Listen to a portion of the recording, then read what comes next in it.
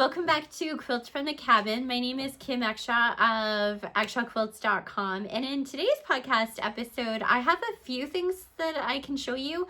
I don't have a whole lot because this week was spent doing a lot of administration and designing and writing patterns and tech editing and blogging. So there was it was like one of those kind of weeks where I tried to get in as many things as I can on my sewing machine and things like that, but it just didn't happen so much this week. So anyway, we can just hop in and I will show you the first finished make that I have, actually the only finished make that I have for this podcast episode. So that is the Bible sleeve. Isn't she cute?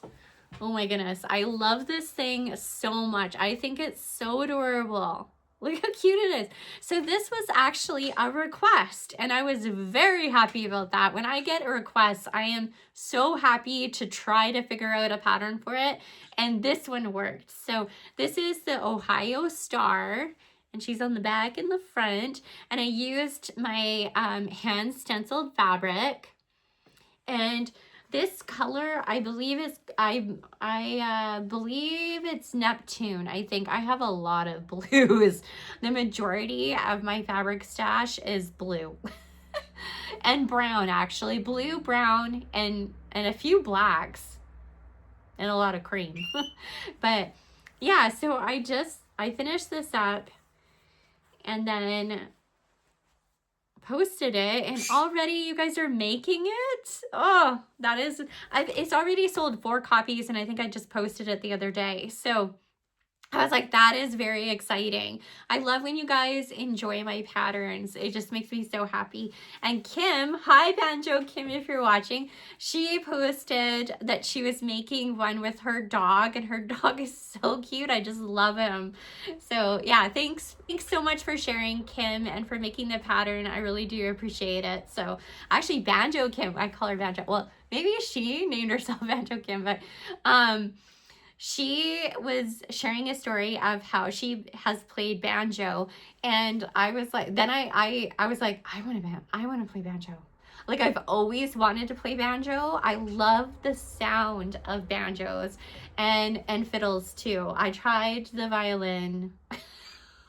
I think I made cats cry, but you know, I tried it, and it was a really cheap violin that I tried. So anyway, I'm off on a different thing, but I've always wanted to do banjo. And then when she mentioned it, it reignited the spark that I've had for it. So thank you, Kim, because I ended up going down this rabbit hole of like banjo styles and like different kind of banjos and things like that. So I ordered myself one, and I'm very excited about it. I haven't done anything for myself in forever, including, it was, I guess, a late birthday present, because I didn't even get anything for my birthday this year. So I was like, this is perfect. I'm very excited about it. So I ordered a open back during good time, in case you're curious.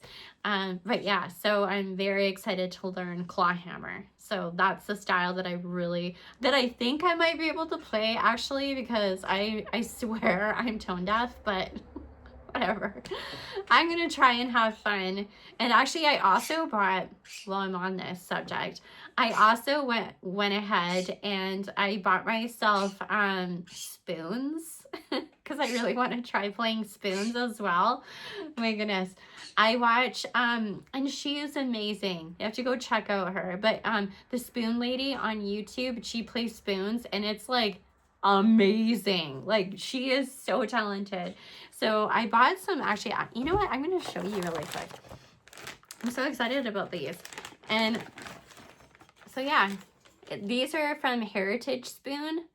So you like play the spoons. I don't know, it could be really bad, but you know what, I'm gonna have fun with it because I think it'll be a great time. So yeah, but I'm super excited about the banjo. So yeah, so anyway, back to my makes.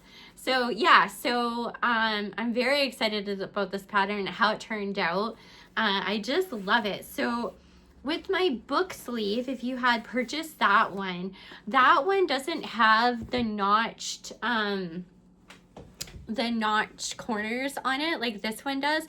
The reason I did the notch corners on this one is because Bibles tend to be like really thick. Like my girlfriend's Bible is like, she's got a lot of notes. So it's like super thick. So her Bible actually inspired the reason for why I did the notched corners, because I want to be able to gift her one and for her Bible to fit in there, because I wanted it to have like, you know, have some depth to it and some width, so it would like hold it nice, right?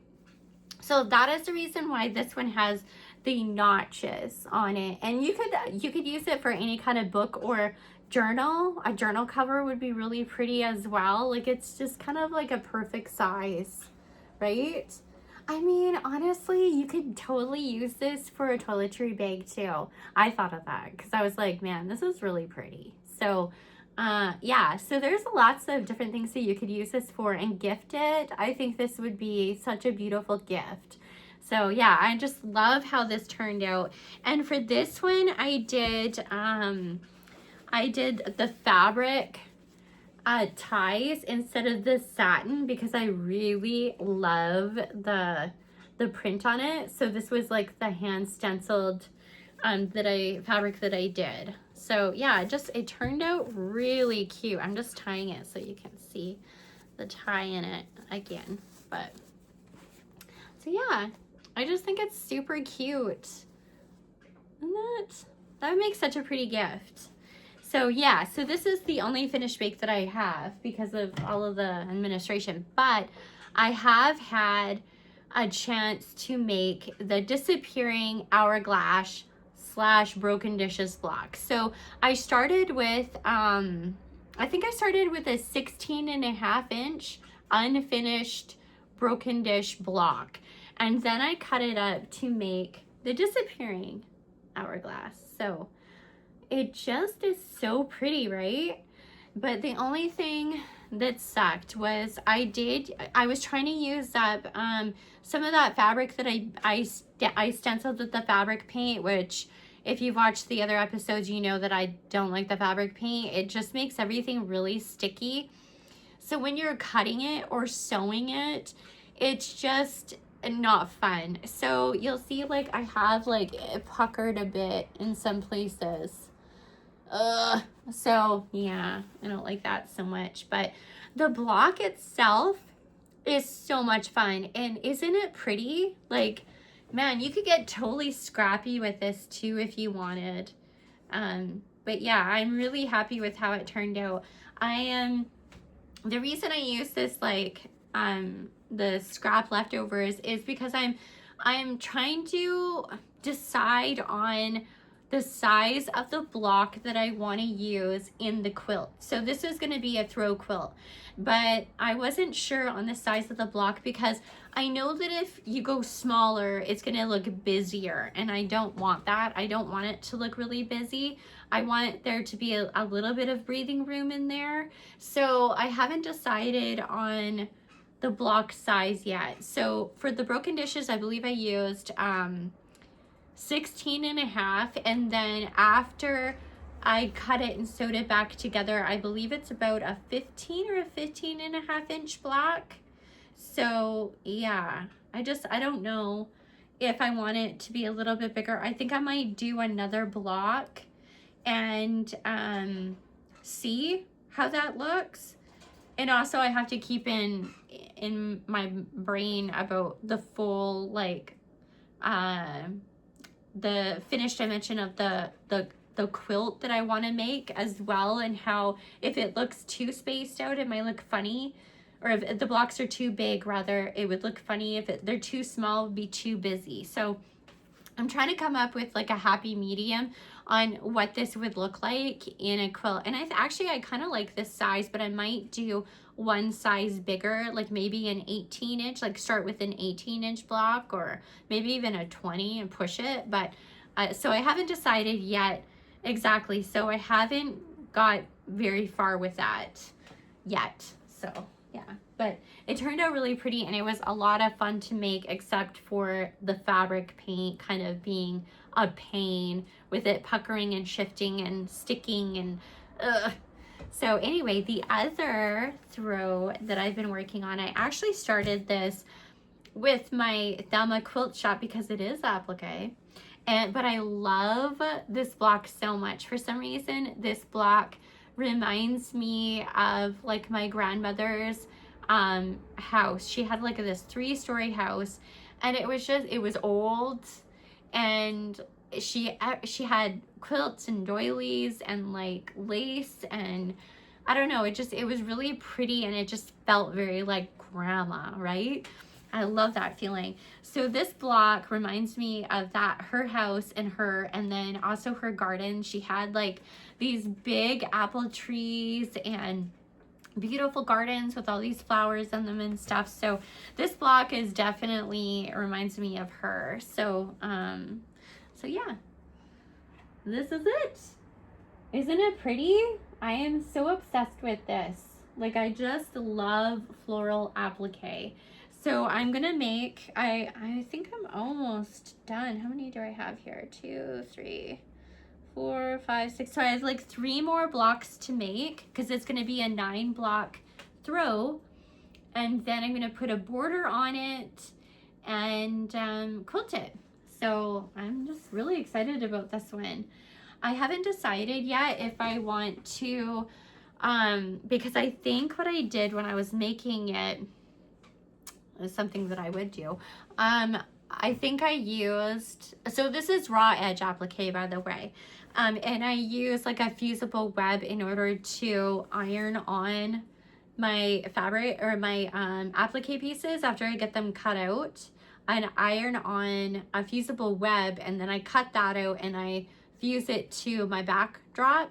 So anyway, I have to check my notes on this because I can't remember if I used Ultra Hold, which I probably did, or the regular, I can't remember what that is called, but it's called the Heat and Bond anyway. But I can't remember which one I have to check my notes, because if I use the Ultra Hold, I'm not going to sew each applique piece down, because this quilt is going to be more of like bring it out and show it off quilt, not a like let's use it every day quilt, because it's just so pretty and I don't want to ruin it. Like, I want to kind of keep it, right? Like, kind of like a keepsake, I guess. So if I did use the Ultra Hold, then I'm not going to even bother stitching down my applique. So for this, I would, because I don't mind a fray, and I really love using my zipper foot to do a straight stitch around my applique pieces, but you could totally do like a satin stitch or a zigzag or a blanket stitch with your applique foot, and it would look beautiful. So you could do like the same color as the fabric, or maybe spice it up and do something bold for it to stand out. But either way, I think it would just look really pretty. So yeah, I'm just really excited about this quilt. Really excited. I think the blocks are just so pretty, and they are a lot of fun to make. Like, I've had so much fun making this quilt. Like, I really enjoy applique. I wish it would catch on. Too, because I love it so much. I love designing it. I love making it. I even like cutting it out and fusing it together. Like, I just really enjoy it. So, and I find it easier than piecing, probably because it's like all on top, right? I mean, you just cut it out and literally lay it on top of your backdrop. All right, so the last thing, I'm not gonna share the story behind this block, because I'm not going to go into maybe I'll write a post about it, but I'm not sure how much I can share on YouTube anyway about this block. But this is dedicated to someone that has passed, and it'll be a year tomorrow. So I don't know if you can guess by the name that I'm giving this collection, but anyway, it's a very special collection. So yeah, this is called Dark Side of the Moon, and it will be a collection of dark and light log cabins. So this is a wall hanging that I'm making right now, and then there will also be a quilt and a pillow cover as well in that collection. But that collection is just very meaningful. But I maybe I'll share a post about it. But it's dedicated to my son and his best friend. So I think it's just really pretty, and it just, I don't know what else to say right now. I'm gonna move on. I don't want to share too much about that on here, but so yeah, I got a banjo. And it's coming. It's in the mail, which I'm very excited about. I ended up getting an old time Deering banjo. It's open back. It's for clawhammer. So I really wanted to learn clawhammer. So this is because the banjo is not here yet and I'm really excited. I got a strap. Isn't the strap really pretty? It's in my colors. So I saw that strap and I was like, I need that for my new banjo. So I'm very excited about it. And then I also got the spoons. I have no idea what I'm gonna do with these, but you know what? I need more fun in my life. So I was like, you know what? We're gonna try the spoons and a banjo, and I think it's gonna be a lot of fun, and I just need to have more fun. I work a lot, like an insane amount, I think. So I just need to have a little bit more fun in my life. So I thought that this would be a lot of fun to learn, and it'll probably drive my kids nuts. Oh, you should have seen me with my violin. Oh, that was bad. I played Twinkle Twinkle Little Star, and my daughter was like, Mom, that would be a really good anthem for a horror movie. Yeah, it was that bad. So, but you know what? I don't care. I'm gonna have fun and try out the banjo and the spoons and see where it goes. So, sorry about that. I saw delivery coming and I knew that the dogs were just gonna go absolutely nuts. So I didn't want to film that. So anyway, yeah, I've got my banjo coming and I've got my spoons, and I'm gonna learn to take more breaks and enjoy life a little bit better, a little bit more, because I really do need that. I think everybody needs it. And so yeah, it was an investment, but at the same time I was like, you know what, I need something, you know, like quilting is my job, and I do enjoy it, but it is my job. I do this day in and day out, and sometimes it does feel like a job, especially when I'm doing administration. So I wanted something that I don't have to worry about trying to make money with. Do you know what I mean? Like, I just want a hobby, just to enjoy something without there being an expectation, and I can totally suck at it and it's gonna be okay. So yeah, I'm very excited to try that out and do something just for fun for a while. So yeah, like I said, I don't have a whole lot to show you because I have been doing a lot of administration, and you should definitely go and check out the blog because I shared a new recipe for indigo. I'm using a different reducing agent that I started using last fall, and I really enjoy it so much more than the other reducing agent that I was using. So it has made my process so much better, and not only that, but I find that I get a richer blue from it, which I'm very happy about. If you know, I love dark blues because then I can like exhaust that vat even longer and more. So yeah, so definitely go check that out if you're interested in indigo dyeing. I have been working on the workshop that I filmed it last year, but the background noise was just so bad. So I needed a way to clean it up some so you don't hear so much. I thought that the mic that I had would be good for it, but it turned out that it wasn't, and I could just hear a lot of background noise. So I found an app that's helping me like reduce some of that. So I'm going to go through it and see if I can make that a workshop, and then I can add that to the site as well. It's very exciting. So, but I do have free content as well, and you can find that in the blog. I have both of my recipes that I use and all of the supplies that I use in 2 different blog posts. So the first one is my old recipe that I was using, and then the newest blog post is using the new reducing agent. Oh my goodness.